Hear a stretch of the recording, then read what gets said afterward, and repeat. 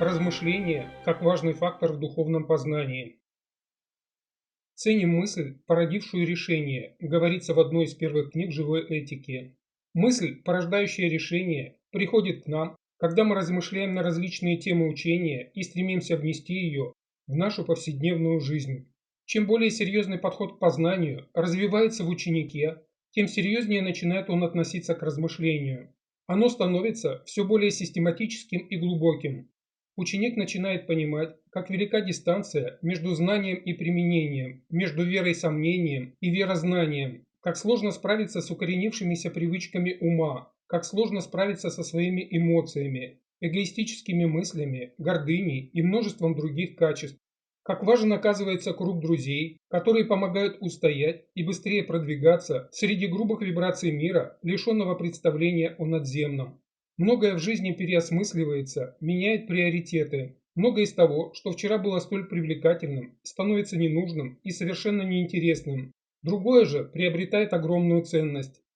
Стоит только тщательно вспомнить все, что приобрел, встав на путь познания, как расширилось сознание, как укрепляется вера и растет убежденность. Именно такое размышление приводит к непоколебимой убежденности, лишенной всяких сомнений и значительно ускоряет путь. Иногда, встречая старых знакомых, далеких от духовных поисков, осознаешь, какой путь прошел и как был важен каждый шаг по нему. О том, как активно использовал размышления о необходимых качествах Святослав Рерих, говорят следующие слова. Давайте иногда размышлять о тех качествах, которые мы ожидали бы увидеть в совершенном человеке. Какого рода поведение, какого рода позиция и реакции. Давайте рассмотрим по отдельности различные качества и попытаемся представить себе высший тип человека, обладающего этими качествами. Давайте попробуем представить себе различные варианты его поведения и попытаемся вообразить этого человека, поступающего тем или иным образом. Сравнивая и анализируя различные типы поведения, мы начинаем яснее представлять себе те качества, которые отвечают великому человеку, и можем, в свою очередь, подражать им и делать их частью своего характера. «Меньше читай, но размышляй», говорится в листах сада Мории. Не читайте много, 10 минут читайте, 10 часов размышляйте, пишет Елена Петровна Блаватская в нескольких указаниях для каждодневного пользования. Трудно встретить такого человека, который бы тщательно следовал этому указанию. Ум привык искать все время новое, размышлять 10 часов о чем-то одном – слишком трудная и непривычная для него задача. Можно слышать от лам, что современные буддисты меньше преуспевают в познании, потому что у них больше книг и различных учений. Раньше они имели гораздо меньше информации, но ценили ее гораздо выше и настойчивее следовали указаниям. Постоянно встречая в книгах учения напоминания о тех или иных качествах, мы укрепляемся в понимании их важности. Но сознательное, ритмичное размышление продвигает на этом пути гораздо быстрее. Письменные размышления об учении полезны. Можно предложить сотрудникам приучаться к таким работам. Читаем мы в мире огненном.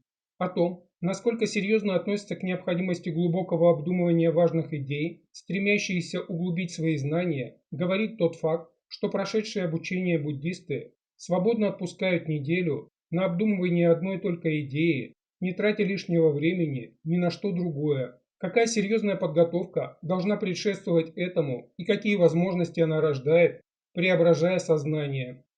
Падмасамбхава предупреждал таких практикующих о том, как важно следить за своим умом и отсекать все отвлечения, подчеркивая, что именно внимательное размышление приносит свои плоды.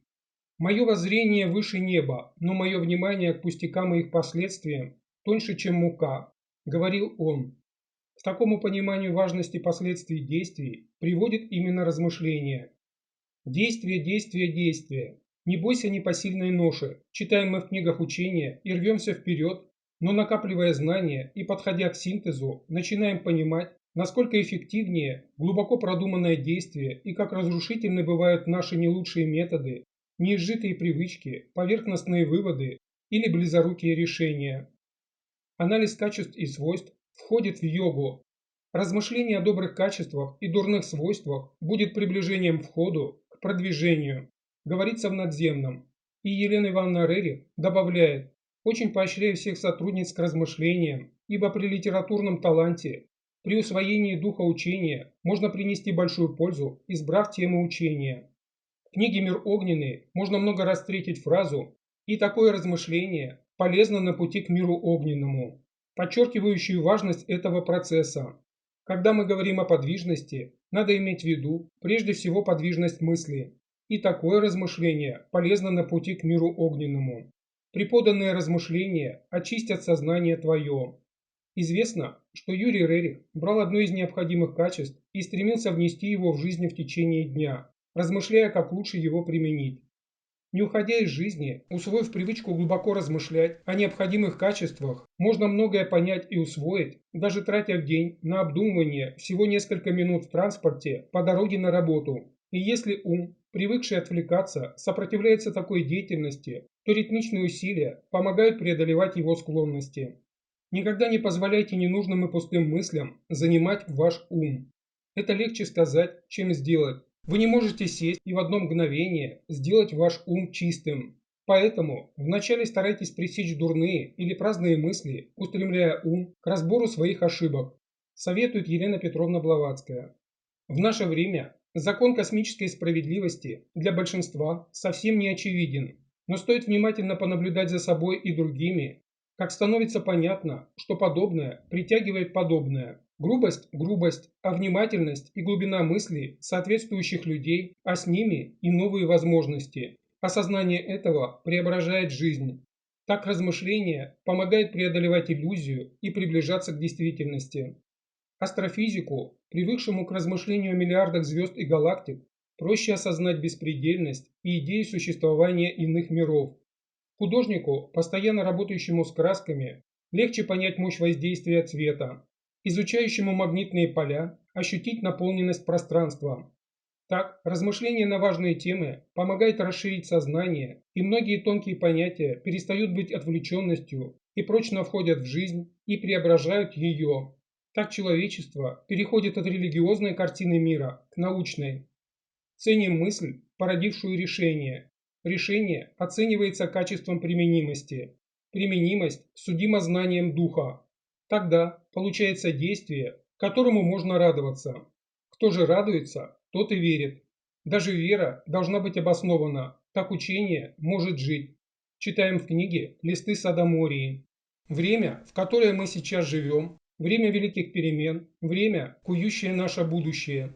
И каким оно будет, во всех отношениях, зависит только от самого человека, от уровня его сознания и способности осмыслить происходящее. Оставила напутствие Людмила Васильевна Шапошникова.